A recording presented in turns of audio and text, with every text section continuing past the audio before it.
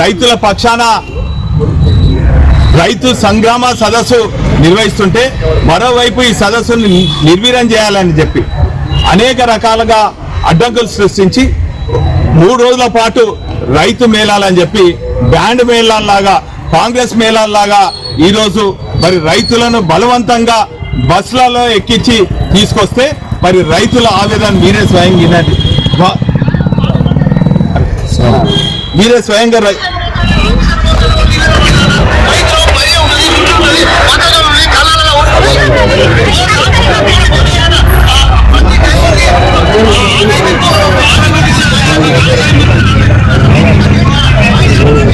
ఈ రైతు మేళ కాంగ్రెస్ బ్యాండ్ మేళ లాగా వాళ్ళ గొప్పలు చెప్పుకునే చేస్తుంటే మరి రైతులను నిర్బంధంగా అక్కడ తీసుకొచ్చి ఆ మేళలో పెడుతుంటే రైతుల నిర్బంధాన్ని ఛేదించుకొని వాళ్ళు పడుతున్నటువంటి కష్టాలను మరి వివరించే విధంగా మరి ప్రెస్ మీట్లో కూడా చెప్పడం జరిగింది. మీరే స్వయంగా విన్నారు.